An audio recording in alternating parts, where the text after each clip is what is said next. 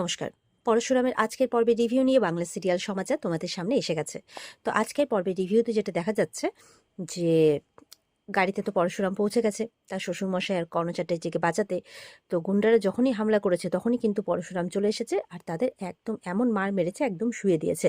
তো পরশুরামকে দেখে তো সত্যিই তো অবাক যে আবারও আমার জামাই এখানে এসে এসে আমাকে বাঁচিয়ে নিল। এবার গুন্ডাগুলোকে মারার পর দেখছে একটা গুন্ডার পকেটে ফোন বাজছে। আর সেখানে শুধু পরশুরামই নয়, পরশুরামের পুরো টিম মানে বলরাম, সৌরভ, মায়া সবাই মিলিয়ে সেখানে উপস্থিত। তো সবাই মিলেই মারছে। এবার সেই ফোনটা যখন পরশুরাম রিসিভ করেছে, দেখছে বিজিৎ ফোন করেছে, বলছে কাজ হলো। তো পরশুরাম বলছে কাজ হয়ে গেছে, বডি পড়ে গেছে, তবে সত্যজিৎ মুখার্জির নয়, কর্ণ চ্যাটার্জিরও নয়, তোর পাঠানো পোষা গুন্ডাগুলোর।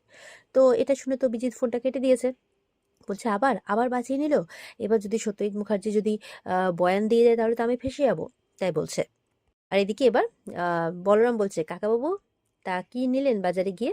কর্ণ বলছে কি আমাকে তুমি কাকাবাবু বলছো? বলে আরে বাবা আপনাকে নয়, আপনাকে নয়, কাকাবাবুকে বলছি। তখন সতীশ বলছে বাবা আমাকে? হ্যাঁ আমি চুনো মাছ নিয়েছি, চুনো মাছ। বলে বাহ, আজকে তাহলে বৌদিকে বলতে হবে জমিয়ে রান্না করতে, আমরা সবাই খাবো পরশুরাম, কি বুঝলি তোর বাড়িতে? বলে আচ্ছা আচ্ছা খাস, তাই বলছে। এবার তো পরশুরাম বলছে প্রত্যেকটা গুন্ডাকে নিয়ে যেতে, মানে ওদের ব্রাঞ্চে। তো সেই মতো করে গুন্ডাগুলোকে তুলে সবাই ব্রাঞ্চে নিয়ে চলে যায়। এবার পরশুরামরাও গাড়ি থেকে নেমে এবার সত্যজিৎ বলছে তুমি আবারও আমাকে বাঁচিয়ে দিলে বাবা। তখন বলছে আপনি জড়িয়েছিলেন, আপনি একটা র্যাকেটের সাথে জড়িয়েছিলেন, কর্ণ চ্যাটার্জির র্যাকেটের সাথে জড়িয়েছিলেন, তাই এমনটা হওয়ারই ছিল, আবারও হবে। আর এই পলিটিক্যাল ইয়ে ছাড়া আরও কত খুন হয় জানেন, আরও কত লাশ পড়ে আপনি জানেন। তবে আপনি চিন্তা করবেন না, আমি আবারও আসবো আপনাকে বাঁচাতে। তবে বাদ দিন এখন এসব কথা, এখন চলুন, এই বলে দুজনের কাছ থেকে বাজারে ব্যাগটা হাতে নেয়। পরশুরাম আগে আগে হাঁটছে আর পেছন পেছন দুজন হাঁটছে। আর সত্যজিৎ তো পরশুরামের দিকে তাকিয়ে আছে। এবার দেখা যাচ্ছে ওদিকে নন্দিনী বইপত্র সব বের করে ওর কাজকর্ম করছে, কোর্টের কেস আছে একদিন পরেই। তো এবার বিজিৎ ফোন করেছে, ফোন করে বলছে বিজিৎ বলছি, বলছে তা এটা তো তোমার একটা ডুপ্লিকেট নাম, তোমার তো বিভিন্ন শহরে বিভিন্ন নামে তুমি পরিচিত, ভুয়ো আধার কার্ড, ভুয়ো প্যান কার্ড, সব তো তোমার ভুয়ো। তারপর পাসপোর্ট সবই তো ভুয়ো, না জানি এরকম কত আধার কার্ড, কত পাসপোর্ট, কত কি তোমার কাছে আছে, কত আইডেন্টিটি আছে, কত নাম আছে তোমার কাছে। তো বলছে হ্যাঁ আছে, তা সেটা ইম্পর্টেন্ট নয়, আমি ফোন করেছি সেটা ইম্পর্টেন্ট। আপনি কোর্টে যাবেন না, আপনি কোর্টে যাবেন না, না হলে কিন্তু কিছু হয়ে যাবে। তো বলছে তুমি না 24 ঘন্টা নজরবন্দিতে আছো। 24 ঘন্টা তোমার উপরে নজর রাখা হচ্ছে, তুমি কোথাও ট্রাভেলও করতে পারবে না, কোথাও যেতে পারবে না। সুতরাং তার একদিন পরে তোমার কোর্টে কেস, মানে তোমার ভবিষ্যৎ লেখা হয়ে যাবে। সুতরাং তুমি বেশি কথা বলো না, কোর্টে আমি যাবই। তখন বলছে আমি আপনাকে অনুরোধ করছি আপনি কোর্টে যাবেন না, আপনি কোর্টে যাবেন না। আচ্ছা আপনার টাকা লাগবে, কত টাকা লাগবে বলুন? এই কলকাতায় অ্যাকাউন্টে নাকি বিদেশি অ্যাকাউন্টে, কোন অ্যাকাউন্টে লাগবে আপনি শুধু বলুন, আর টাকা আপনার অ্যাকাউন্টে পৌঁছে যাবে। আমি আপনাকে অনুরোধ করছি আপনি যাবেন না। তখন বলছে কোর্টে আমি যাবই, আর একদিন পর তোমার ভাগ্য নির্ধারিত হবে, তুমি শুধু সেই অপেক্ষায় থাকো। বলে নন্দিনী ফোনটা কেটে দেয়। আর ওখানে তখন আয়ুষী এসছে। আয়ুষী বলছে কে ফোন করেছিল?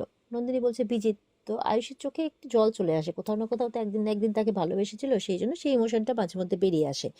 তো বলছে যে এইসব ভালোবাসা টালোবাসা রাখ, তুই জানিস না ও তোর সাথে কি করেছিল। আর আমি জানি যে কোর্টেও আমাদের সোজা পথে যাওয়া যাবে না, অন্য পথে যেতে হবে, কারণ কিছু না কিছু একটা ঘটনা ও ঘটাবেই, কারণ সেখানে তুই, লাট্টু, পিকো, আমি সবাই যাব। পরশুরাম এবার বাড়ি ঢুকেছে আর নন্দিনী পরশুরামকে ফোন করেছে যে শিবপ্রসাদ বলছি যে বিজিৎ ফোন করেছিল। বলছে কি বলছে? বলছে টাকার লোভ দেখাচ্ছিল আর কোর্টে যেতে বারণ করছিল, কিছু একটা ঘটাবে।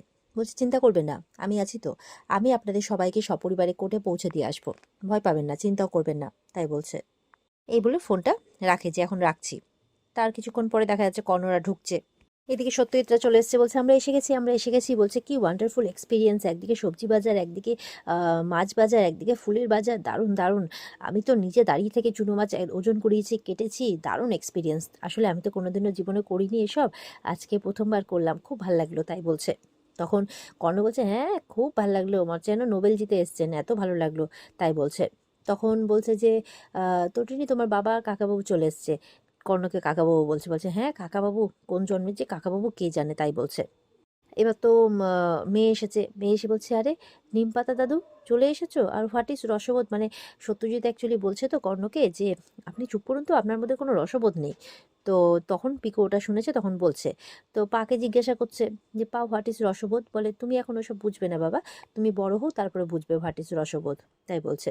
তো এবার নিম পাতা দাদু বলেছে, তো তটিনী বলছে দাঁড়া দাঁড়া তুই কি বললি নিম পাতা দাদু, এই বলে হো হো করে হাসছে, বলে হ্যাঁ ও সবসময় নিম পাতার মতো তেতো তেতো কথা বলে, ওই জন্যই তো বলছি।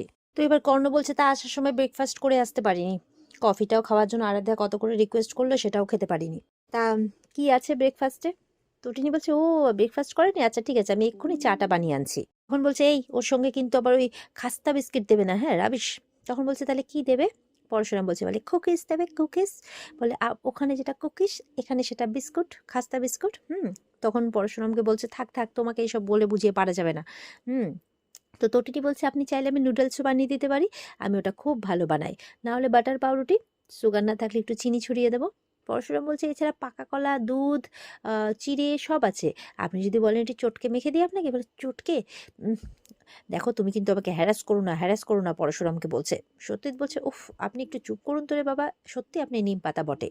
তখন পরশুরাম বলছে তুমি ওদের সাথে গল্প করো, আমি চাটা বানিয়ে দিই, তুমি বরং ব্রেকফাস্টটা বানিয়ে দিও, বলে ঠিক আছে। তো এবার পিকো বলছে আমিও যাব তোমার সাথে রান্নাঘরে। তো পিকো শুনে শুনে পিকো দাদু সত্যিই তো আমিও যাবো জামাই কেমন রান্না করে আমি দেখবো, এই বলে সব রান্নাঘরে ঢুকে যায়। তো সবাই যখন রান্নাঘরে গেছে তখন তটিনী তো এদিকে একা, এবার কর্ণ ডাকছে তটিনীকে, বলে হ্যাঁ বলুন। বলছে যে তুমি কে বলো তো, সেদিন কিন্তু তুমি ছিলে নৌকোর মধ্যে, তুমি কিন্তু ছিলে, তুমি কে, সেদিন স্পেশাল ব্রাঞ্চ কিন্তু তোমাদের উপরে গুলি চালিয়েছিল, তুমি কে। তো তটিনী বলছে আমি আমি লাট্টু পিকোর মা, শিবপ্রসাদ গাঙ্গুলির স্ত্রী, এটাই আমার পরিচয়। বলে না না এর বাইরে একটা পরিচয় আছে, তা পরশুদিন তো কোর্টের কেস, তা তুমি আর তোমার টিম যাচ্ছ নিশ্চয়। তো তটিনী একটু অবাক হয়ে তাকায়, তো বলছে হ্যাঁ আইদার তুমি কোনো গ্যাংয়ের সাথে যুক্ত সেই টিম, আর না হলে তুমি কোনো সিক্রেট মিশনে আছো সেই টিম। তটিনী হাসছে, বলছে আপনার তো অনেক লম্বা হাত, তো আপনি খোঁজ করে নিলেই পারেন, আপনি জেনে নিলেই পারেন, বাকি অনেক তো কুকর্ম করেছেন, অনেক তো আম, মানে 2 নম্বরই পয়সা কামিয়েছেন, সেই পয়সা একদম ফুলে ফেঁপে উঠেছেন। তো সেই পাপেরই বিচার হবে পরশুদিন, এইসব কথা বলছে। এসব কথা বলতে বলতে ওদিকে পরশুরামরা চা বানিয়ে নিয়ে চলে আসে। তো সত্যজিৎ তো আগেই চা নিয়ে নিয়েছে, কর্ণের হাতে চা দেয়, তো বলছে নিন খেয়ে নিন। তো এবার পিকো বলছে কাল দোল খেলবে তো, কর্ণ বলছে না না আমি ওইসবে নেই। তখন পরশুরাম বলছে আরে খেলুন খেলুন, সত্যজিৎ বলছে আরে খেলুন খেলুন, এটাই তো জীবনের আসল মজা, আসল সুখ, এখানেই তো জীবনের আসল রস, জীবনের আসল গন্ধ, জীবনের আসল সুখ আছে। ওই মানে উঁচু ফ্লোরে বসে এসি, মানে এয়ার কন্ডিশনারে, মানে এসি রুমে থেকে ফোন কল, বা সারাদিন ওই ব্যাংকে ডেবিট ক্রেডিটের হিসেব রাখা, সন্ধেবেলায় ক্লাবে যাওয়া, ওটা তো কোনো জীবন হতে পারে না। অন্য বলছে হ্যাঁ বলুন বলুন, এই সব কিছু বাচ্চার জন্য করছেন তো, কোর্টে যাবেন যখন তখন ফাঁসবেন, বুঝলেন ফাঁসবেন। তখন বলছে হ্যাঁ ফার্স্টে আমি তাই ভেবেছিলাম, কিন্তু তারপরে দেখছি না, জীবনের আসল সুখ তো এখানেই, তাই বলছে। কর্ণ বলছে এটা যদি স্পেশাল ব্রাঞ্চের কোনো চাল না হয়ে থাকে না, ফাঁসবেন বুঝলেন তো। পড়াশোনা বলছে আজকেই কিন্তু আপনাদেরকে রক্ষা করলাম, নাহলে কিন্তু দুজনেই শেষ হয়ে যেতেন, বুঝেছেন। তো কর্ণ বলছে হ্যাঁ রক্ষা করলে তো যাতে কোর্টে নিয়ে যেতে পারো। পরশুরাম বলছে ঠিক তাই, কারণ আমি শেষটুকু দেখতে চাই যে এই র্যাকেটের পেছনে কে আছে। আর এই কথাবার্তা হতে হতেই কিন্তু এখানে আজকের পর্ব শেষ হয়ে যায়। তো এই ছিল আজকের পর্বের রিভিউ। ভালো লেগে থাকলে পর্বকে লাইক কমেন্ট করে জানাতে ভুলবে না, আর আমাদের সাথে জুড়তে চ্যানেলকে সাবস্ক্রাইব করতে ভুলবে না। দেখা হচ্ছে তোমাদের সাথে আগামীকালকে, সবাই খুব ভালো থাকবে। আজকের মতো পর্ব এই পর্যন্তই, টাটা।